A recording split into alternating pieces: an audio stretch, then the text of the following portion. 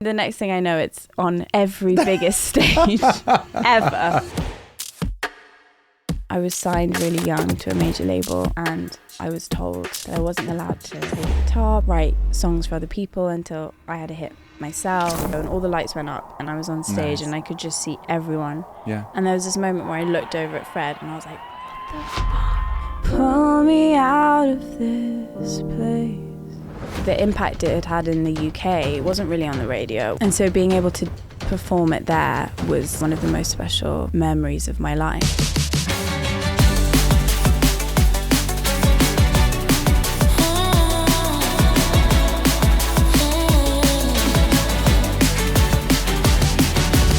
Welcome to my podcast, Songs You Know, and today we have a wonderful guest, Delilah Montagu, dear friend of mine. Hi.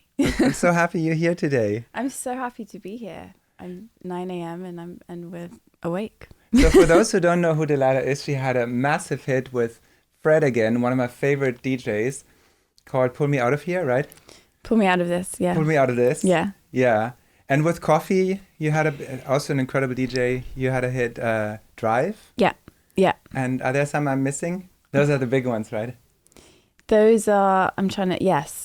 Those two are the big ones for me. And you've been performing also with Fred again. I saw you on stage with like massive festival events and singing and playing as well on the piano. Yeah. No, it's really fun playing with Fred and Black Coffee, because obviously for the stuff that I make when I'm usually performing, it's very acoustic, and so being able to play the stuff in that genre in front of huge crowds is really fun and different.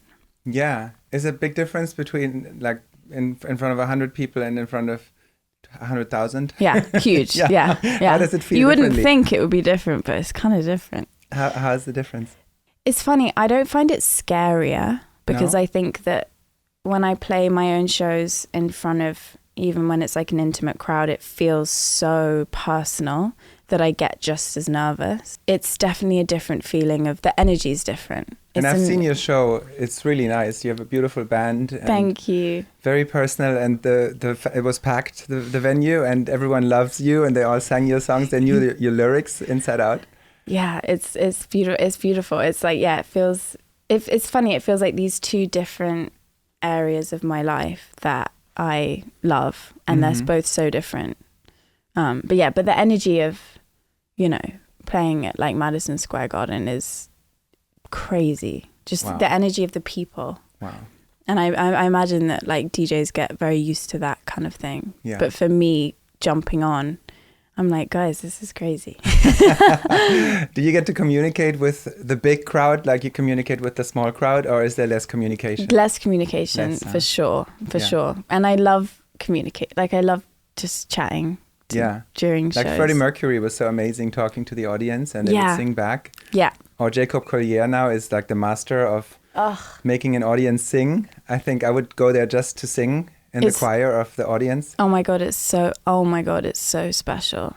Nice. Do you want to say a little bit how these songs came about, Drive and Pull Me Out of This? So what happened?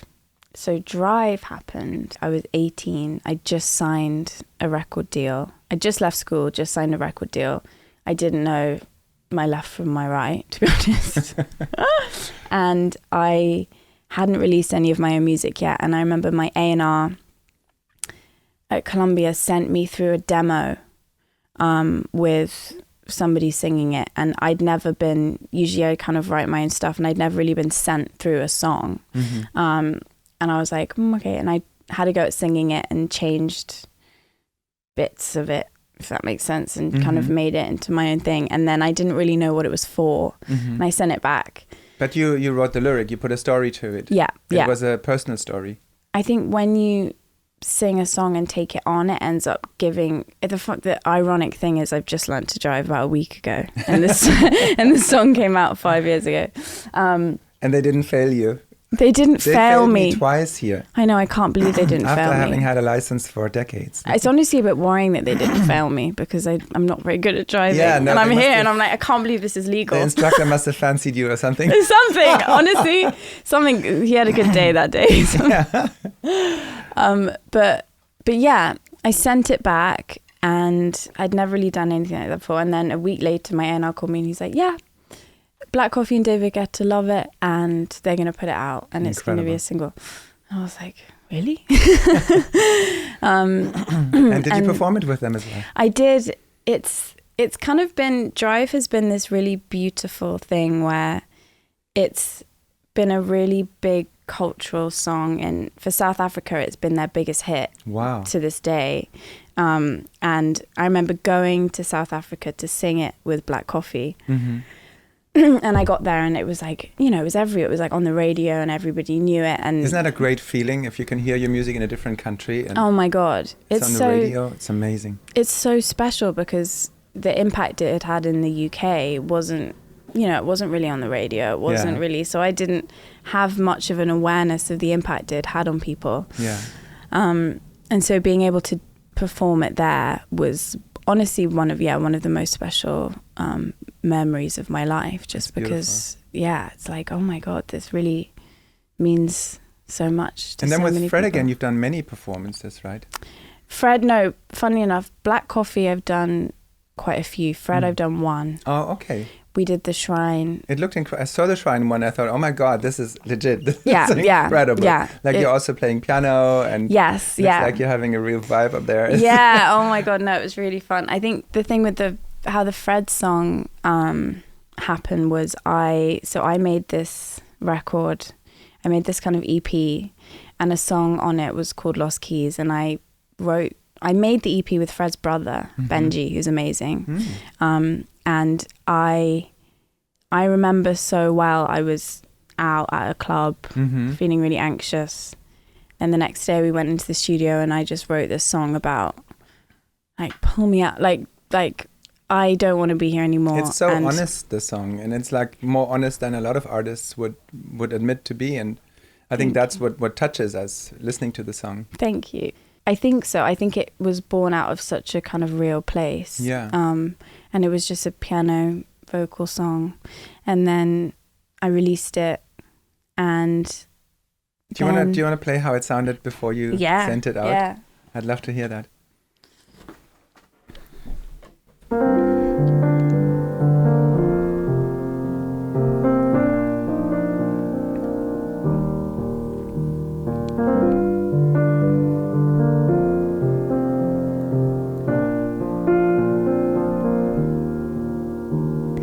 Eyes on the ceiling, chasing a feeling.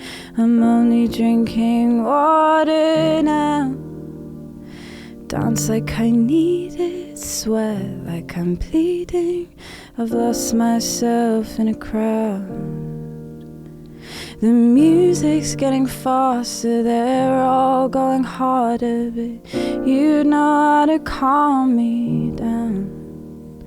Touch me, talk to me, pull me out of this place.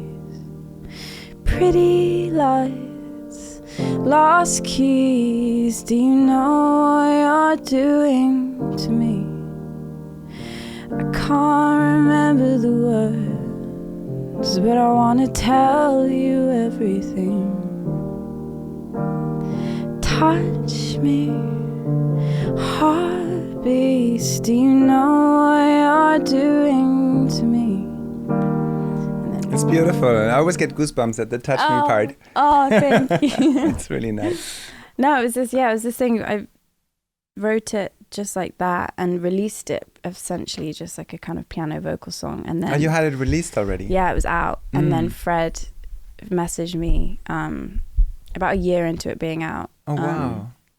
And he was like, I love this song. Can I make my own version of it? Yeah. And honestly, at the time, he wasn't who he is now in terms of his kind of so I was kind of like, because we were friends, I was like, yeah, do whatever you want to do, like of course. And then he ended up making this kind of incredible, you know, chopping the touch me, you know, and somehow keeping what I think is so amazing about what Fred does is he kept it feels like you're listening to a piece of dance music, but it also feels like you're listening to a ballad. Yeah, like it this, feels very intimate too. All at and once. He just grabs the essence and repeats it infinitely. And I like how he also visually portrays the artists who sing. Yeah, oh well. Like with a glitching loop, it is so cool. Yeah, it's really clever. Did he call you one day on Zoom and said sing it and then he used that, or? Well, I'll tell you, he really misled me, which is probably for the best. He's what like, happened? yeah, just so he kind of did it, and then he played his Boiler Room set, and I remember that the way he kind of A&Rs his project is that it's through audience, like, you know, if he'll tease stuff, and then if people love it, it will become a single. It's very smart. Really clever. And he did this Boiler Room set, and it went so viral. And Pull Me Out of This from that set was like, everybody seemed to love it. And so suddenly it was this thing of like, okay, we're going to release this and push this song. And I had no idea. He texted me and he was like, can you just send me a really casual video of you like just singing the song?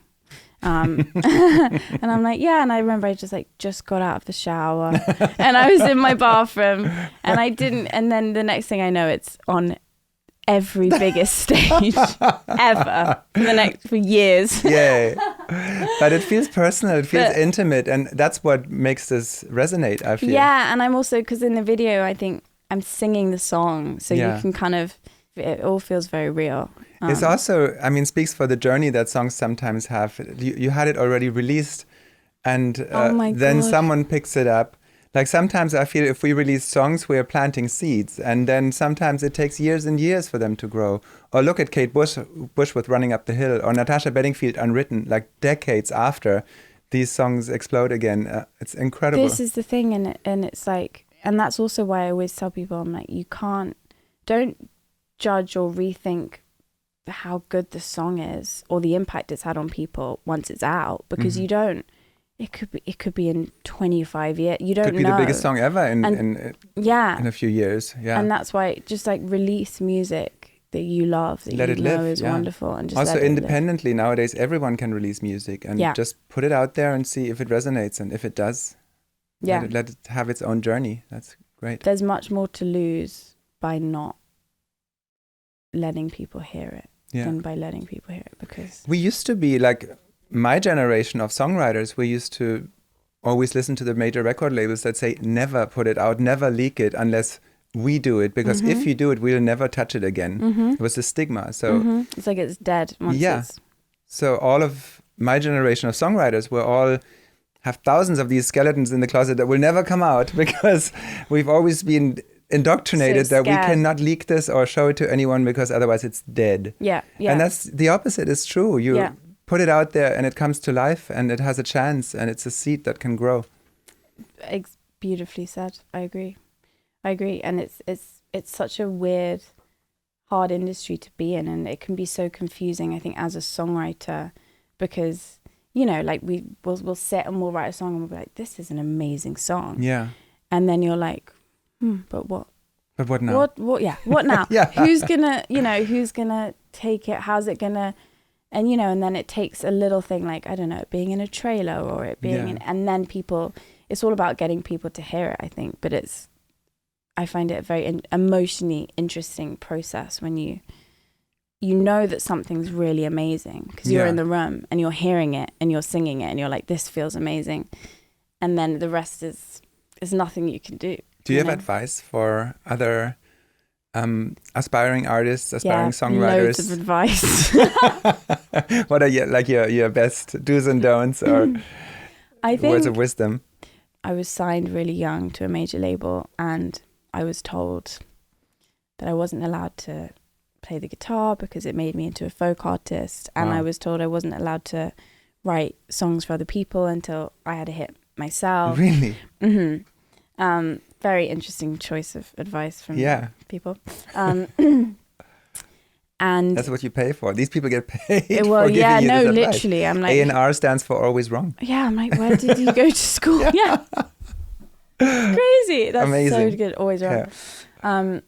But I think that, and so for me now, you know, being here and I'm writing so much for other people and doing a bunch of score, just writing a lot and working with young, often female, but it can be either like artists who have just been signed to major labels. Yeah. And my mission is to be in these sessions with these people and be like, nothing is wrong, because nothing is wrong. There's no lyric that's wrong. Yeah. And I think that that's something that through my own experience of being told, you know, being 19 and sitting in a room full of guys and talking about my own personal experiences and saying like, maybe this lyric, and then being told, no, that's not the correct lyric. And then realizing that now older, and I'm like, there's no wrong. No, does it make you feel something? Then it's good. Yeah, if it doesn't make you feel something, truth? okay, then it might be wrong or wrong for certain people, because we're in the business of selling a feeling, basically, or making people feel something. If we can't make people feel something, it's redundant. Yeah, I think if it's your truth, then it's right. It's right, you know? And so, yeah, my advice or what I'm really passionate about is that artists never feel like they're not right or like somebody else knows more than them, because I don't think it matters how many hits you've written. Yeah. I think that if I'm coming and I'm singing about my cat and my cat just died and no one knows my cat and I'm singing it in a weird way, but you feel that pain, then it's amazing. That's true. You know, like, God, there's a song right now in the world called like Fart or something. Like we can write whatever we want to write. Yeah. Fart jokes always work. Yeah. Do whatever. Yeah. So you told me once, which I still keep thinking about, that your dad does hypnotherapy. First of all, I never thought this even exists. I thought it was like a rumor that... So it's a real thing. It's a real thing, and it's really cool. And how does it work? So my dad's always been a hypnotherapist, and it's all about the subconscious mind. And so you kind of go into a state of hypnosis, and then he brings you into the bits of your mind that you're not consciously thinking about. You know, when you have a phobia or a fear or maybe an addiction. And it's such a powerful form of therapy that I've been so lucky to witness my whole life. Can you do it too? Have you learned it? Oh God, no! Thank God. I'm not going to look into your eyes for too long. Everyone would be in trouble if I did. I'm doing it for the safety of the world. And you can manipulate people that way too, right? He can make someone think an apple is a banana. This is crazy. It's crazy. And then you told me he even like does this with surgeons, right? Or with. So this. I mean, that's just blows my mind. This is a crazy story. Also, my dad is like the coolest person ever, and I love him so much. I already love your dad. Everybody in my life loves my dad. It's the best thing in the world. And my mom, obviously. Yeah. But so he did an operation on a woman had breast cancer, and she had to have both of her breasts amputated. And she went under the procedure for one of them and reacted so badly to the morphine that it was at the point where it was like, if she goes under again, then it's going to be really harmful for her. So my dad sat with her in the hospital, and she had no drugs in her system, and she was just in hypnosis, and they did the whole operation, and she had no pain. Wow. Like no scarring. The scarring was just her body just accepted the procedure. Why is that? How is that? What did your dad tell her? Or well, this is the thing. Pain is in the mind, right? And healing is in the mind. And so I think if you can discipline your mind to being in a state of relaxation and acceptance of whatever's happening, then you can shut off the pain. Wow. So she's technically conscious, but she's not feeling the pain. It's I once did a knee surgery, and I said I don't want the anesthesia. And I saw them work on my knee on the monitors. It was like the journey inside my body. In a way, it was absolutely fascinating, but I was always on the verge of passing out. Yeah, you're like, I don't know how you did that. Because I heard of Kanye's mom passing from, what was it, a breast surgery or something, from the anesthesia. Yeah. It's amazing though. Hypnotherapy, it's not really... it's kind of underrated in a way, but it's the most amazing. Like, my mum gave birth to me in a state of hypnosis, and I came out in like an hour. Just wow. You know, like, I think, yeah, the mind. Has he hypnotized you as well? Mm-hmm. How does it feel? Oh, it's amazing. It's wonderful. Really? It's so cool.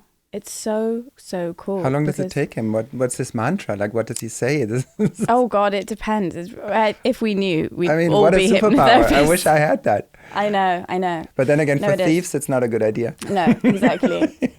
Also, yeah, imagine if you could like hypnotize someone with a song. Yeah. We should write a song that hypnotizes somebody. We should, the world. Oh my God, how do we do that? Yeah. Yeah. Hypnosis. We got to write that.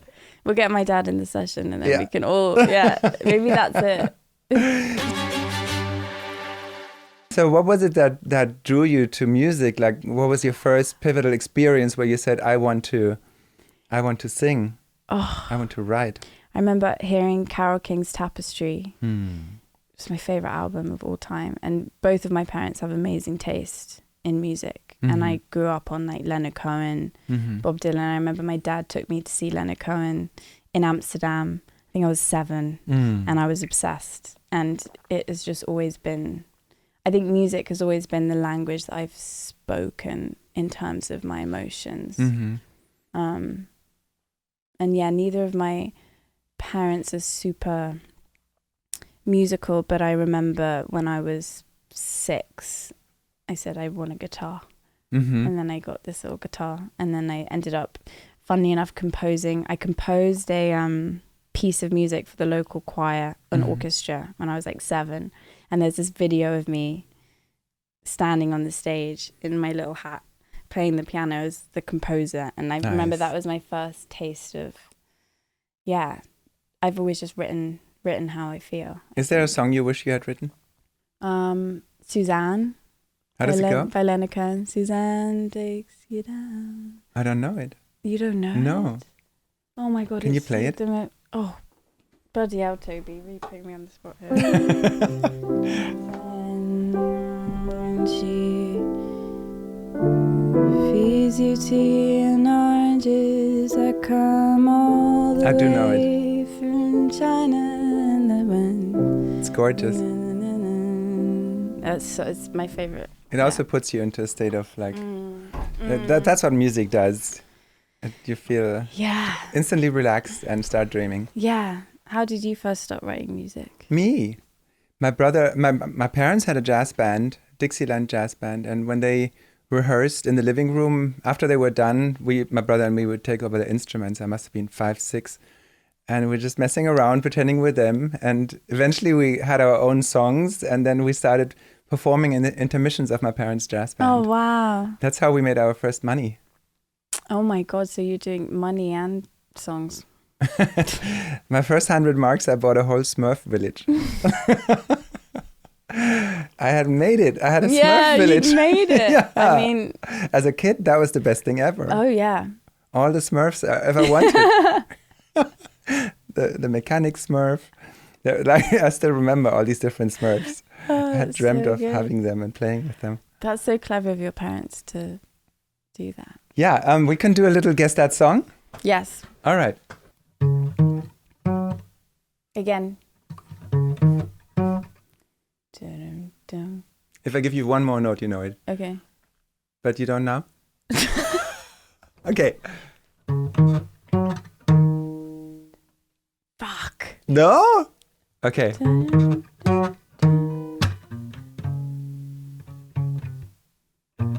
What is it? I know it. Wait, we're going to have to do a different one so I can guess it right. I can get no satisfaction from Rolling Stone. No, let's do another one. Yeah, okay.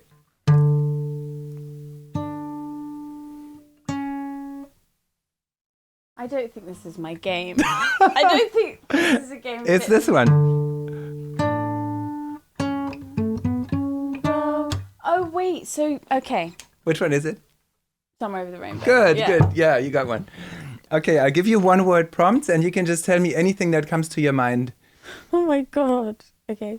Okay, spirituality. Well, I think music is very spiritual for me. It feels like it's the way that I manage to process through everything in my life and how the world works. All right, here's another one. Authenticity. I think that as I've got older, something that I've noticed that I think that we will slowly get better at is being able to be the same version of ourselves wherever we are. Like whether I'm here. That's well put, yeah. You know, and I think that for me, for some reason, I'm very conscious of that a lot. And it's something that I think is really important. It's difficult. We get influenced by our environment. Suddenly, some places make us nervous. Some places make us want to show off. Some places make us want to be very humble and... Totally. And I think that being able to just stay true to who you are, regardless of where you are. Like I remember when I was young, my worst nightmare would be having a party with everyone I knew, because I'd be like, well, I'm this version of myself with these people, and then, you know, I'm like funny Delilah with these people, and then these people think I'm really serious, you know. That's my funnest dream, having a party with everyone I know. But that's the thing. Now that I'm older, I'm like, oh my God, all I want is for everyone to be in the same place and to meet each other and all of this stuff. But I think that that's authenticity, you know, because if you weren't that, then it would be like, oh God, I don't want my work people to meet my, you know, social people, to meet my family, to... Yeah. Self-love? I think I used to think that self-love was always feeling, oh, I'm great. And, you know, there's nothing that I could improve, you know, but actually for me, I think it's accepting myself in whatever version I show up in. Like I've showed up here at 9 a.m. and I'm still a bit boggle-brained, but that's okay, because I'm myself. Yeah, and it's okay. Yes, you're authentic. Yeah, and it's like, okay, I don't know the songs, but it's okay. And then a little bit about moments, like what were your happiest moments, or pick one happiest moment that comes to mind? Seeing my friends be amazing at what they do brings me so much joy. So you feel for them? Yeah. Compassion. And just seeing them. Recently I went and I've seen a friend of mine was shooting a music video, another friend was playing a show. Yeah. My boyfriend he's a personal trainer, he trained me. Like seeing people doing what they're amazing at and loving it and being amazing at it brings me people that I love. So I'm like, wow, I love you, and I also really respect and love what you do, and it's beautiful to see. And that's one of my favorite things. And recently I feel like I've had a lot of that, and I felt really lucky. Yeah. One of your most embarrassing moments? Oh, here we go. Go on. What did I do? Only if you want to share it, but sometimes it's interesting. I'd love to. There's so many.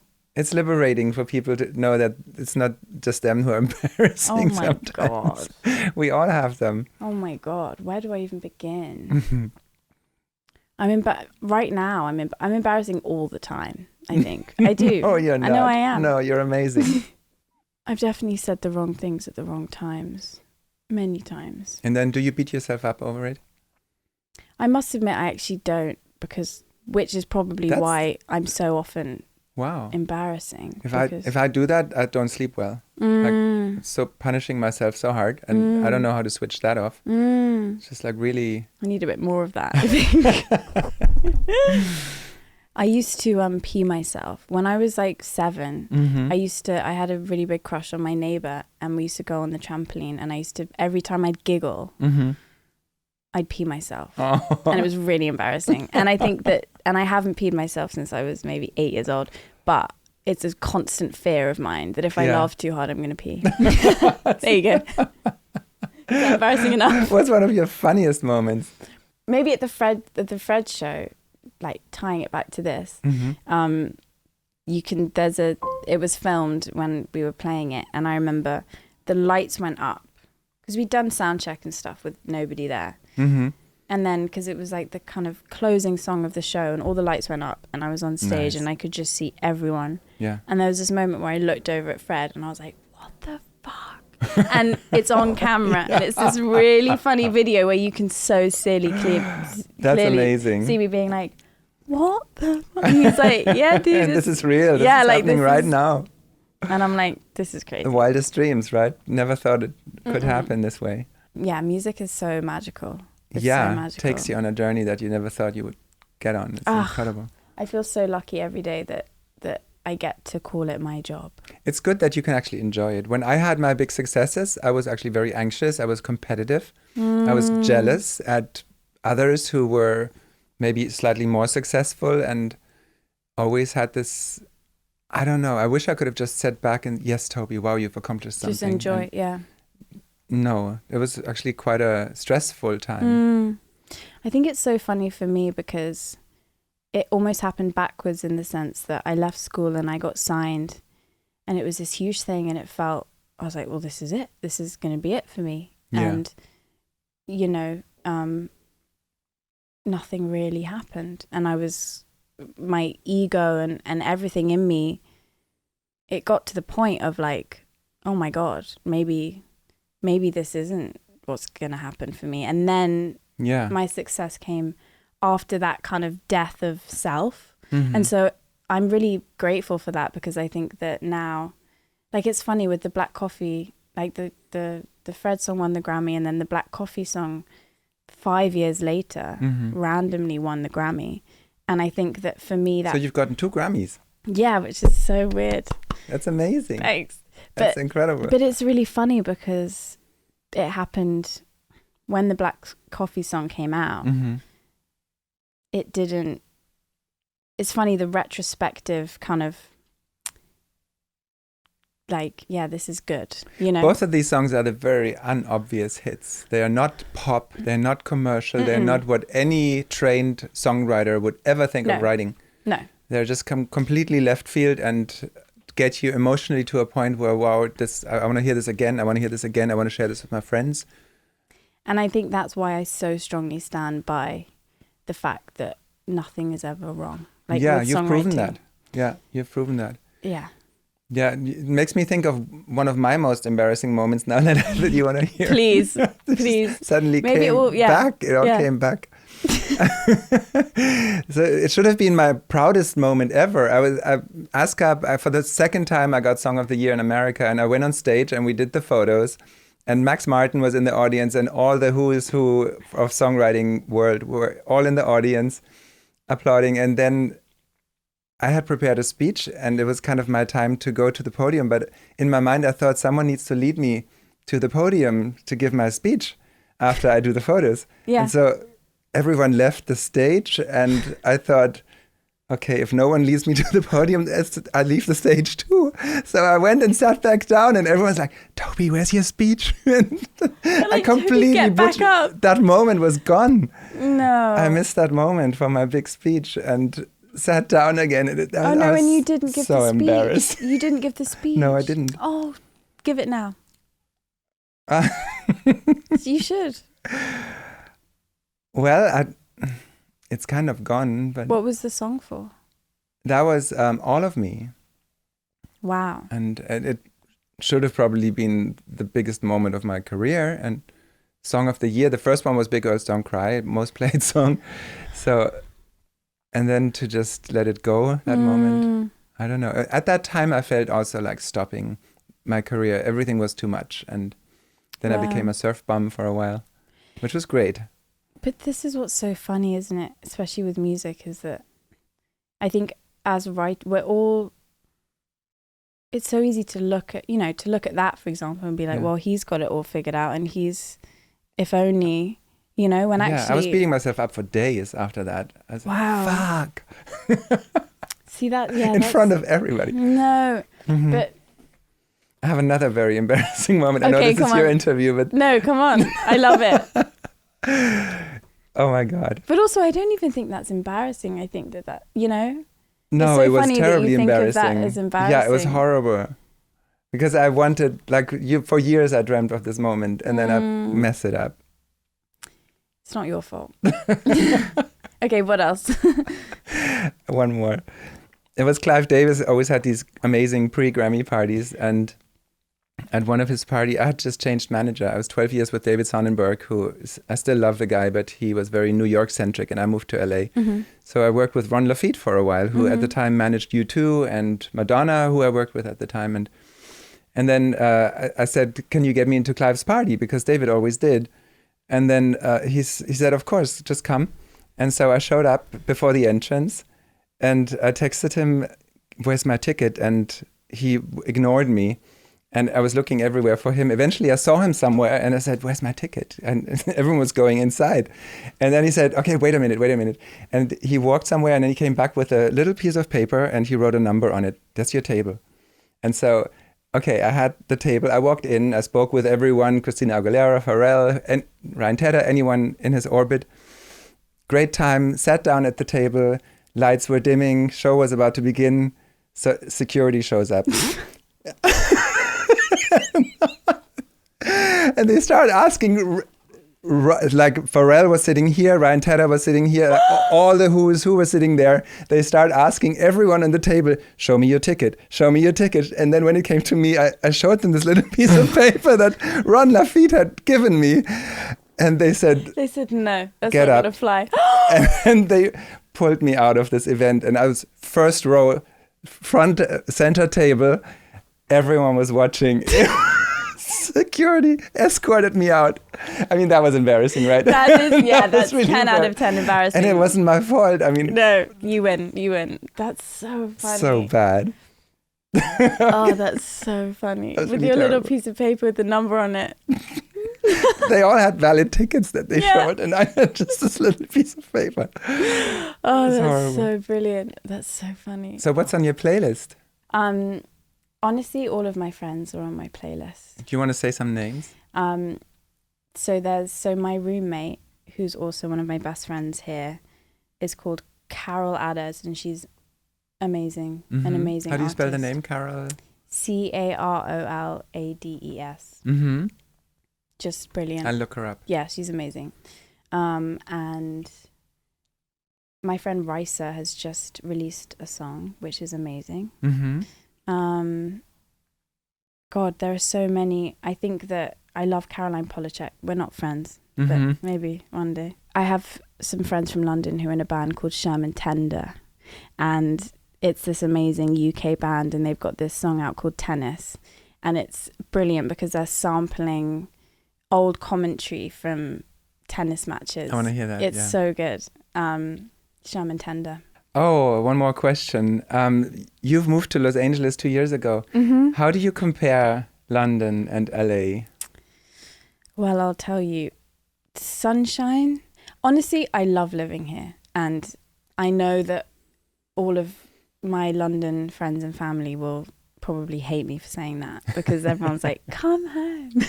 And I'm like, this is my home. Aww. It feels like home. I think that I've been so lucky to meet amazing people here that have made me feel like I'm really at home. But I love the weather, and I love the music industry here. I find it really inspiring. And I think that there's something to be said for living somewhere that you're not from at least once in your life, because it just forces you out of yourself. Yeah. And yeah, I've been having a great time. I love it. Amazing. Yeah. All right. Well, thank you so much for being on my podcast. Thank you. And I love your trousers. Peaches. Maybe I'm we wearing should talk about them for a peaches second. today. These I found them in Milan, and they are by Paul Smith. Oh, and you're wearing Rick and Morty socks. That's right. You're like, I didn't even know. I never read what's on there. I just thought the shapes are cool. They're great. Yeah, when I did the TV show, the German Idol thing, I had to have different clothes every show, for every of these 18 episodes, they had a whole new wardrobe of new options. It was insane. Oh my God. So that's where a lot of this is from. Do you know one more thing? If I was going to say one more thing. Yeah. That I would have wanted to hear as like a young woman joining the music industry and kind of being told that, oh, maybe this is it. Maybe this is not, maybe it's not going to happen for you. And this is so cliche, but just don't stop. Because if I'd stopped, I wouldn't, And there were so many times when I could have. I mean, that's a double-edged one. I kind of, as a parent, I told my kids forget it. Don't ever do what I'm doing because it's so against all odds and there is so much failure and so many letdowns and so many disappointments. And I wanted to spare them that. And I said, please never try to write a song. Don't try to sing. Forget it. And then I think on my birthday, like 6 years ago, suddenly, so I never knew Mimi would sing, my daughter. Mimi is amazing. I had no idea she would sing. She just completely hid it from me. And she told my wife, don't tell daddy that I'm singing. And then at my birthday party, suddenly she went on stage and she sang all of me. And we were all in tears. Yeah. From that moment on, I got, oh my God. But it was kind of my philosophy that if you forbid the children to touch the instrument or to sing or to do this, if they want it bad enough, then maybe they have a sliver of a chance in this brutal industry. Totally. And it's also, there's that thing that Jim Carrey said where, you know, he's like, you can fail at what you don't love, so fail at what you love. And I love that. And also a lot of the best songs are accidents and they happen from failures and from mistakes. That's, if you sum up songwriting, quite often it's the best mistakes we've ever made. Oh my God, I love that. It's so true. We fail all the time. I'm failing all the time. You gotta get better at failing. Yeah, I love it. No, we're pretty good at failing. I love to fail. You got 2 Grammys. Come on, you failed pretty well. Yeah. No, but this is what I mean. Like, I don't know how that even like, I don't even, you know, if I can do it. I'll put it that way. Well, if I can pass my driving test and get a Grammy, then anyone can. Trust me. All right. Well, thank you so much for being on the show. If you guys liked it, if you would give us a review or maybe a 5-star review, that would be incredible. And like and subscribe, there will be more. Thank you so much.